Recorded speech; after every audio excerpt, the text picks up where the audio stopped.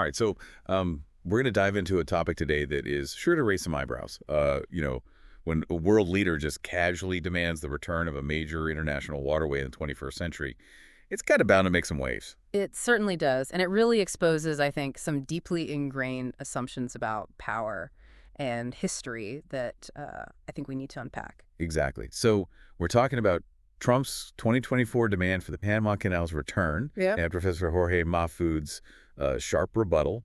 We've got excerpts today from his book La Frontera Salvaje, 200 años de fanatismo anglosajón en América Latina, and his article The Panama Canal and the Mistreated Treaties. Now, I'm already intrigued by the title of his book, The Savage Frontier. That sets the stage for a pretty critical perspective, wouldn't you say? Absolutely. Mahfoud's work really digs into this concept of the central arrogance of imperialism, which he sees as a recurring theme in U.S. Latin American relations. Okay, let's unpack this. Help me understand the historical context behind Trump's claim. Why is the U.S. even involved in the Panama Canal in the first place? Well, it goes back to the early 1900s. The U.S. was determined to build a canal through Panama, which was then part of Colombia. They negotiated the Hey-Haron Treaty with Colombia, offering a considerable sum and yearly payments for the right to build and control the canal. Seems like a pretty straightforward business deal, right? What went wrong? While the Colombian Senate rejected the treaty, they weren't convinced the compensation was adequate for the loss of land and control, and they had concerns about sovereignty.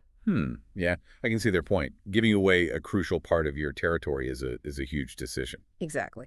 But instead of renegotiating, the U.S. took a more, shall we say, proactive approach. They supported a Panamanian separatist movement, effectively helping Panama gain independence from Colombia. Hold on, so the U.S. essentially engineered a revolution to secure the canal. That's a pretty bold move. Yes, it was. And with Panama's newly acquired independence, they quickly signed the Hay-Bonova Treaty with the U.S., granting them control over the canal zone. Talk about a power play. So how does Mahfoud frame this whole episode in his work? He doesn't mince words, calling it a blatant act of imperialism driven by what he calls the central arrogance of imperialism. He sets examples of President Roosevelt's own words, where he dismisses Colombians as greedy, despicable little men, and even corrupting idiots and murderers. Oh, those are some strong words. Yeah, it reflects the prevailing attitude of the time, this sense of superiority and a belief in the right to intervene in other nations' affairs. Mahfoud argues that this mindset is at the heart of many historical injustices. And this isn't just hindsight, right? Mm-hmm. Were there voices of dissent even back then? Absolutely. Mahfoud highlights some of them. For instance, Senator Carmack called out the Panamanian Revolution as a crude lie, pointing out that the U.S. president was the only one who took up arms. So even then, some people saw the hypocrisy. The U.S., championing democracy and freedom, was simultaneously undermining those very principles for its own gain. Exactly. And Mahfoud emphasizes this contradiction. He mentions Senator Hoare, who lamented the U.S. prioritizing interest over honor. This theme of double standards is woven throughout his book.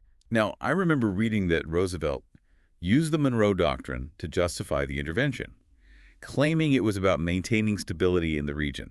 Isn't that a bit ironic? Well, the Monroe Doctrine was a powerful tool for the U.S. to assert its dominance in the Americas.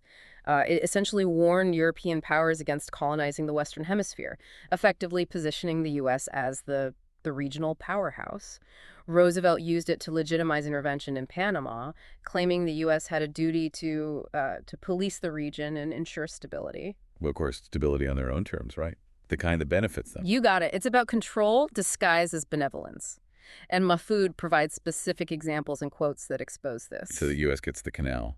But this is just the tip of the iceberg, isn't it? This story goes much deeper. You're right. This event had far-reaching consequences. The control of the Panama Canal became a major symbol of U.S. power in the region. And I imagine a source of resentment for many Panamanians. Absolutely. Throughout the 20th century, there were protests and persistent calls for the canal's return to Panama. The canal became a flashpoint, a symbol of the complex relationship between the U.S. and Panama. It wasn't just about a waterway. It was about power, sovereignty, and the lingering legacy of colonialism. And it took decades for that power dynamic to shift, right? Didn't the U.S. finally agree to return the canal to Panama? Yes, but not without resistance.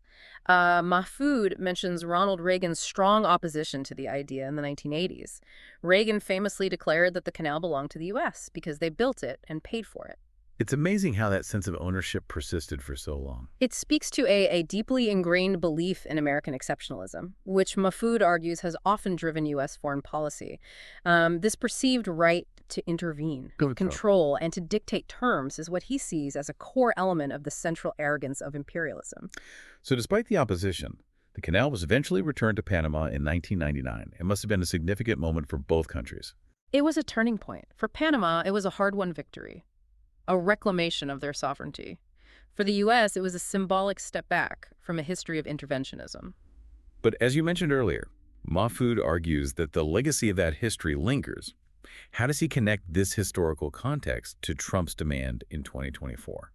Well, he sees Trump's demand as a stark reminder that the wounds of imperialism haven't fully healed. It's not just about one individual statement. It's about a pattern of behavior, a way of thinking that continues to surface. And Mahfoud's response was anything but passive, right? He didn't just criticize, he challenged the very premise of the demand. Exactly. Mahfoud throws it right back, saying, well, why don't you return Texas, New Mexico, Arizona, Colorado, Nevada, and California to Mexico? He even points to the need for the U.S. to compensate Colombia for their role in Panama's separation. It's a brilliant way of exposing the hypocrisy and double standards. He's turning the tables, forcing us to confront the historical injustices that are often overlooked. Precisely. He's challenging the narrative, demanding accountability, and making us re-examine the foundations of these arguments. This is where his concept of the savage frontier comes into play. Right, you mentioned the title of his book earlier. How does he define that savage frontier? He's not just talking about a physical space. He's referring to a mindset, a way of perceiving Latin America as a territory ripe for exploitation and domination. It's a perspective that dehumanizes entire populations and justifies their subjugation. So it's about power dynamics, about the way certain groups are seen as less deserving of respect and autonomy. Exactly. And he argues that this mentality doesn't just vanish. It can manifest in different forms. Economic policies, political interventions, even cultural representations. That's a really thought-provoking idea. It makes you wonder how much of our current worldview is shaped by these historical narratives. It's crucial to be aware of them, to understand how they influence our perceptions and actions. Now, going back to Mahfoud's response to Trump's demand, there's a deeper layer to it, isn't there? It's not just about territory. It's about something more profound. Absolutely. Mahfoud is pointing to a fundamental issue of respect, a recognition of other nations' sovereignty and their right to self-determination. He's pushing back against this idea that the U.S. has the right to dictate terms, to control the fate of other countries. Yes. And he connects it to a larger pattern of U.S. intervention in Latin America. It's a reminder that historical wounds run deep, and that the legacy of imperialism continues to shape global dynamics. It makes you wonder, how should we interpret contemporary geopolitical moves and rhetoric in light of this history? Yeah. Are we overreacting, or is there a legitimate reason to be concerned? That's the million-dollar question. It's important to stay vigilant, to recognize patterns, and to question the motivations behind actions and words. To be informed, to stay critical, and not let history repeat itself. It feels like we've just been peeling back these layers of history, revealing these uncomfortable truths about power and control, and the stories that we tell ourselves. What I find so fascinating is how Mahfoud uses this specific event, Trump's demand, as a lens to examine broader patterns. Yeah, that's the power of his analysis. Yeah. He's not just reacting to a headline, he's using it as a springboard to delve into deeper issues of imperialism, its enduring legacy, and how it continues to shape global dynamics. And it challenges us to examine our own assumptions, doesn't it? How we view the world, how we understand history, and ultimately how we participate in shaping the future. Absolutely. Mahfoud's work is a call to action. He wants us to be aware, to be critical, to question the narratives we're presented with, and to challenge the structures that perpetuate injustice. And not just be passive consumers of history, but active participants in creating a more just and equitable world. That's the key takeaway. This isn't just an academic exercise. It's about understanding how these historical patterns manifest in our present, and how we can break free from those cycles. So as we wrap up our deep dive into this complex issue, I keep coming back to this question. How do we reconcile the past with the present? Knowing what we know now, how should we approach contemporary geopolitical issues? I think Mahfoud would say that knowledge is the first step.